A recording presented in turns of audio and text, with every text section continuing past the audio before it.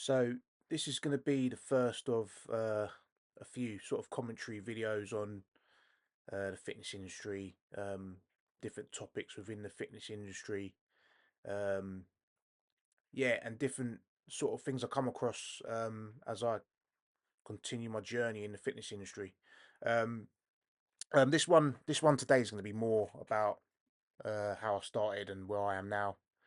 Um, just going to talk you through the 18 to 20 years that I've already spent in the fitness industry and what I've come across and how I compare it from when I started and until today. So this is what the first one's going to be like today. So hope you enjoy it. I'm going to do more commentary video styles um, moving forward. So I started my fitness journey around 2005, 2006. 2005, I actually had my first job in a gym, Fitness First in Stevenage, and I was lucky enough to get a part-time job just cleaning the machines. Really, so fitness manager called Denise, really lovely lady. She was kind enough to give me a job just cleaning machines and shadowing the other instructors, and that's what I did for around a year. I was working out in that gym anyway before, so I joined there in 2002. So I got to know quite a lot of the staff there already, and yeah, I was fortunate enough to have a little get myself a little job just cleaning machines, which I was quite happily doing really. Fast forward to 2006. Um, I did my level 2 gym instructor certificate while I was at Fitness First in that year. So I was studying my level 2. I was still at college at the time. I was at North Herts College. Um, I was doing a BTEC National in Sports Science at the time. So while I was doing my part-time job at Fitness First, and obviously I wanted to work in a gym, doing programs, doing classes, all that sort of stuff, doing inductions. So I had to have a level 2 in gym instructing, and I did that with Future Fit Training, and I completed that in 2006. Um, yeah, I remember I was at Liverpool Street. I did my exam. I took my friend with me, who was my dummy for the day, and I had to demonstrate a selection of warm-up exercises, free weight exercises, cardio machine exercises, resistance machine exercises, developmental stretches. That was good. So I passed that quite good, and I got myself a level 2 in gym instructing, and my first job was at LA Fitness in Stevenage. This was probably the most fun I've had in the fitness industry so far. In the 2 years that I spent at LA Fitness, it was probably the most fun I had. The team was really good, all the way from front of house all the way to sales. Very good structure. Um, yeah, it was all about. It was a very fun couple of years that I had. Um, the culture within the club was really good. We gelled as a team really well. We socialized every single week with each other. Um, and that was a very old school style gym. We had a fitness team, we had a reception team, we had a sales team. We had about 5 of us on the fitness team. Um, really good team, really good team. Um, yeah, and the members had a load of fun with us. We all went out with the members a lot. Yeah, that was definitely the most fun I've had in the fitness industry. Really good, very good club. It's a shame that they're not here now. But yeah, that was a really good 2 years. That are my first proper 2 years in the fitness industry. Um, and I really enjoyed the work actually. Loads of programs, done loads of programs with members, loads of fitness testing. We had to sell supplements as part of our job as well, so we got given a budget each month, and we had to reach that budget. And it taught us how to talk to members, how to sell the products. Yeah, very good. And obviously we done loads of programming, loads of inductions, and we all did classes. All good experience for the future. Moving forward. So yeah, LA Fitness, brilliant. Taught me a lot. Was a very good entry level into the industry. Great team. We got sent on loads of courses by the club as well. But yeah, unfortunately, I had to move on from there just to progress. And fast forward to 2007. So late 2007, I went back to Fitness First. Um, Denise took me back on as a full-time fitness consultant, and yeah, that accelerated me really because I was the main fitness consultant at the club, and I did loads of programming. We had at the time a very comprehensive contract with a health company, and in partnership we did a program induction service that lasted 12 weeks. So the first week would be all your fitness tests. The second week will be your program, and then we did reviews every 4 to 6 weeks from there. So the members got a very good comprehensive plan from the instructor, and the instructor gained a lot of experience by working with these members. And obviously, as a gym instructor role entitles, you are required to look after the gym floor. You're required to clean and maintain equipment, and you're required to make sure all the kit is clean and maintained to a good form, because the kit is used frequently by thousands of members every day, and if the kit is not up to standard, then it's very unsafe for the members. So that was another one of my main jobs. I was on frequent contact with Life Fitness and Techno Gym, as I had to check all the equipment every day. So that required me going on all pieces of kit, doing a few reps on each machine, or going on the cross trainers, treadmills, and make sure the belts are not slipping. And yeah, that was a very big part of the job, as well as doing inductions and as well as doing programs. I also had a circuit class on a Friday evening at 6 p.m., which was busy. So I had that for many years, and I gained rapport with the members. And yeah, that was a really good class. I had a lot of fun doing that. Had jokes with the members every week, and yeah, very good time. Fitness First was a very good time, very good for me. I gained a lot of experience there. I actually started doing my personal training there because I gained my level 3 qualification, which you need to have as a personal trainer.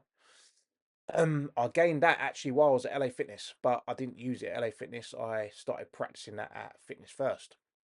Now, to become a level 3 personal trainer, you need a level 3 entry level certificate. Okay, so that gets you working with clients on a one-to-one basis. A level 2 certificate does not entitle you to be a personal trainer.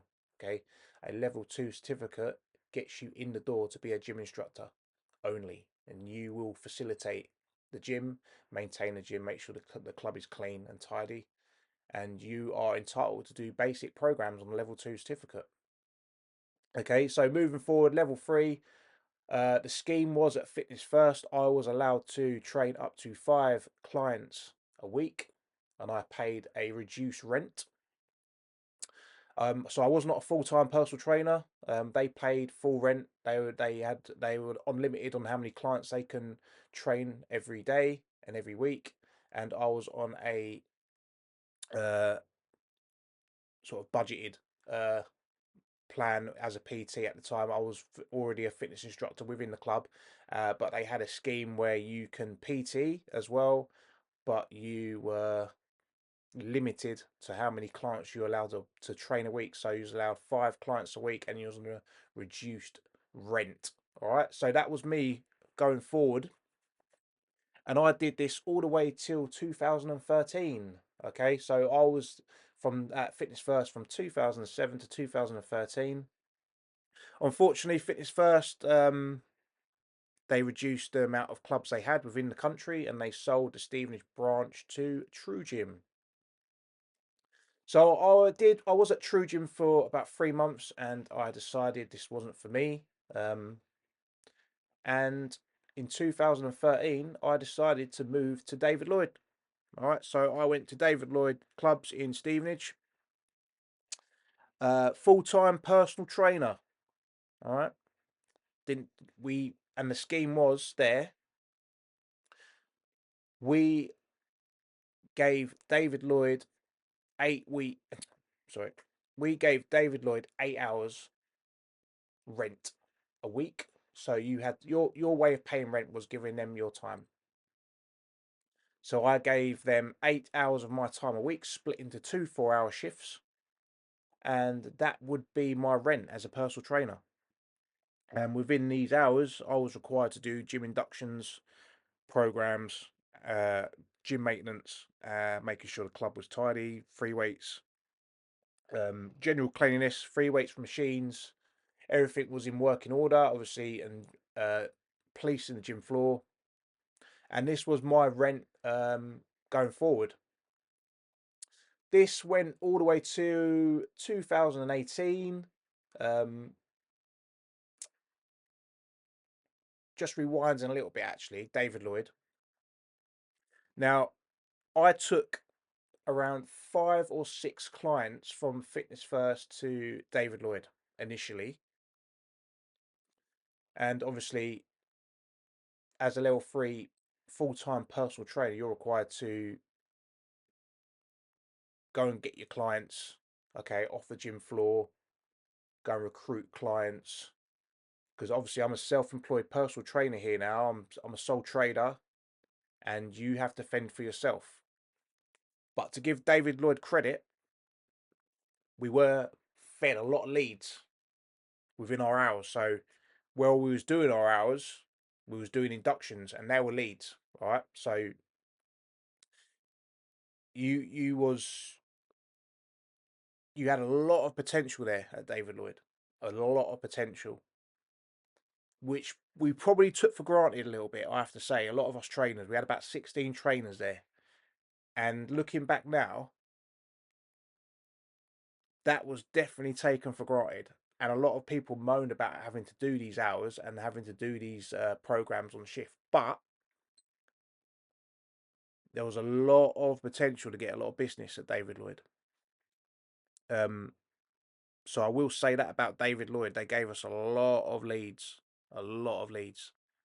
and a lot of us probably took that for granted. Looking back, could have got a lot more business if people didn't really moan about doing the programs and just really just got on with doing them and getting a big potential to increase their business.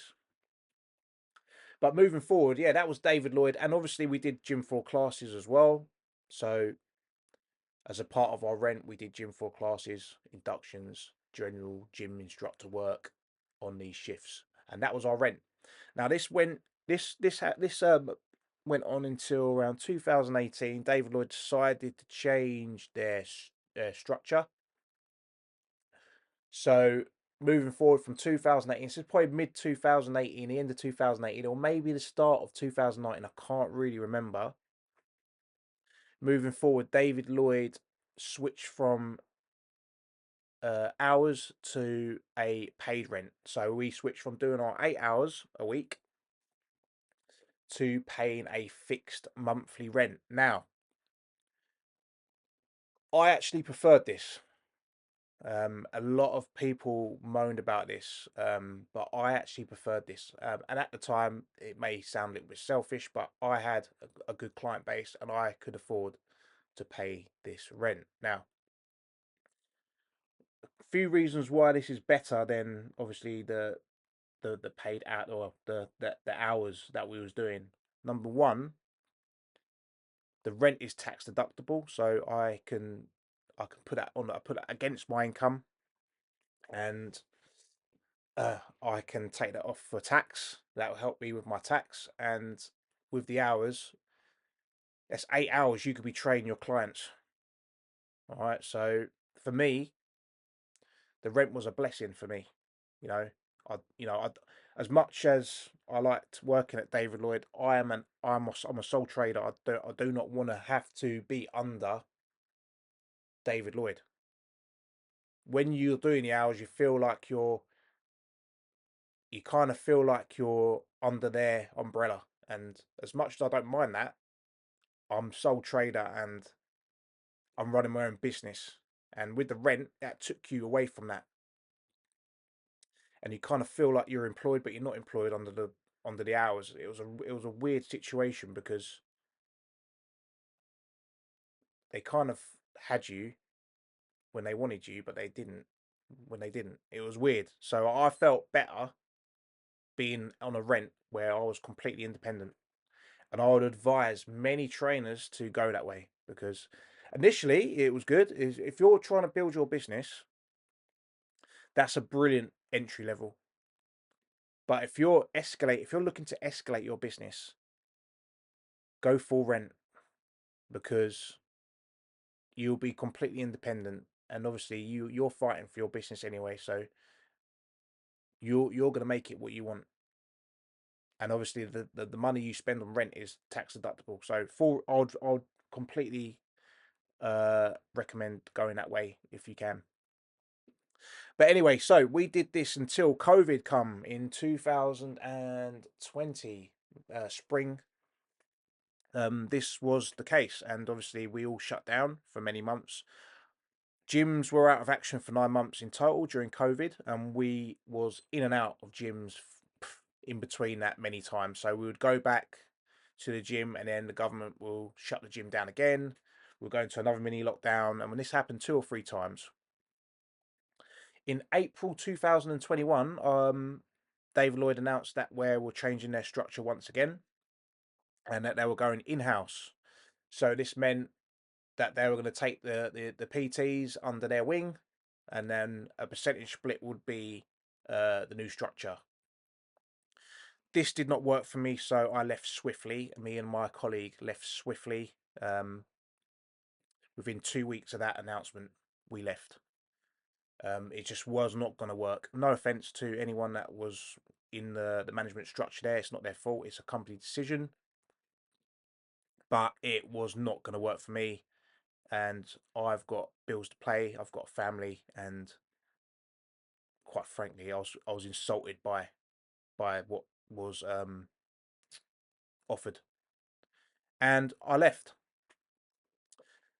And in 2021, July, I joined Renegade Fitness Academy in Pingree Industrial Area. Now, a lot of gyms in this area will say that they're a community club. This is a community club. This is a proper community club. It's an independent club run by a lovely family, and it's a lot different to working in a big box gym. A lot different. And you can tell straight away the difference. Big box gyms, apart from LA Fitness, that was quite community based. I have to admit, LA Fitness was for a big box gym. LA Fitness felt very community based as well, so I have to give them credit for that. But Renegade Fitness Academy is a community club. It's run by a family, and you're treated as one of. Even though we're self-employed, you are treated as a staff member there. Um, they allow you a lot of input on what's going on. They include you in a lot of the meetings, and they do a lot for the community as well. And I'm still there to this day. So I'd recommend if you're looking for a club that you feel like you're a member of, I'll go to Renegade Fitness Academy because a lot of these other gyms out there, I'm not going to name any gyms, but a lot of these gyms out there, you're just another number. And I'm talking to people who are members of gyms. If you want to be a part of a proper membership, go to Renegade Fitness Academy. A lot of these big box gyms will swipe you in and that's it. They're not really bothered about you what to offer you. you're just another number up on the gym floor. So I would go to Renegade Fitness Academy if you're looking for a gym. Just to rewind a little bit more, I've totally forgot to go through some more of my journey. When I was at Fitness First, actually, when I was at David Lloyd, I did my level 3 exercise referral. So, exercise referral, that is up to 13 conditions. You're insured up to 13 conditions, and you can train people up to 13 conditions, including high blood pressure, obesity, mental health, osteoporosis, hip replacement or joint replacement, um, diabetes, asthma, COPD, just to name a few. So a lot of these, this qualification was that gave me license to teach and coach clients with these diseases, with these conditions. I also did a level 4 certificate in personal training, and this certificate is specific to a condition that you would like to coach in. So I chose diabetes and weight management as a level 4 certificate, and that is the top level in the industry. So a level 4, you concentrate on a certain condition, and it's a specialist certificate. And I would highly recommend, if you're a level 3 PT, I would highly recommend you do an exercise referral, and I highly recommend you do a specialized level 4 certificate. This will elevate you in what you coach, and you'll be able to charge a higher price for the expertise that you've invested in. So I would seriously uh, think about doing that as a level 3 PT. Level 3 is entry level to coaching 1-to-1, and then you branch on from there. All right, you branch on from there. So level 3 exercise referral, level 4, and then you can even from that branch on even more from that. All right. So that's the journey I've been on since 2006, 2005, 2006. Fast forward to today. Um, just gonna compare the two of so I'm gonna compare from 2006 to 2025, and there is a massive difference. There is a massive difference in what I've seen in the last 4 or 5 years. So now social media is a massive thing in the fitness industry, and I'm very present on there, particularly Instagram and Facebook. Now,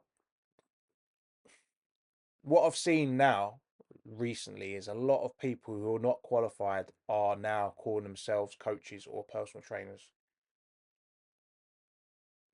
and are not insured either. And it's very dangerous, and it's very it devalues the product as well.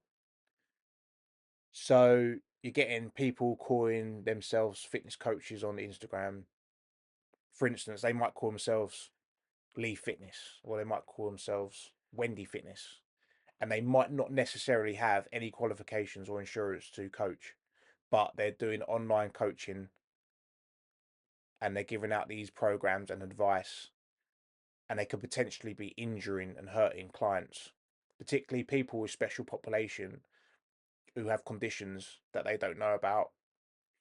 And some of these people don't do consultations, and they just give plans out on the fly, and they give one fits all cookie cutter programs out to clients who they don't know anything about. So the industry is a lot different now, and it's not. I don't believe. Now, this is just my opinion. I don't believe it's as regulated as it used to be. We used to have a register called Reps. I think they're about again now, but it used to be mandatory, and I still think it is mandatory. And a lot of gyms will ask for certificates, and they'll ask for registrations, and they'll ask for insurances. But social media is not regulating fitness coaches. Anyone could be a coach on Instagram, and anyone can pay for a coach on Instagram, and they will not know if they're qualified or insured. Now, this needs to stop. This was a video about my history and how I've got here and what I'm doing today, but I just need to finish on this because it's quite important. Social media, Instagram, Facebook, TikTok, YouTube have to start regulating what they call coaches on their platforms because it's dangerous and it devalues the product. And this is what I've seen in the last 4 or 5 years, and it's escalating quickly. This needs to stop. But I'm gonna stop on there because I'm going off topic, but that's just to end on what the difference is between when I started and where it's at now. But I'm going to be doing a lot more of these commentating videos and a lot more on specific topics within fitness and programming, nutrition, them sort of stuff. So look out for that. Drop it a like, and if you have a comment, then comment. But um, I'll be doing a lot more of these videos going forward. But that's that for now, and I'll catch you soon.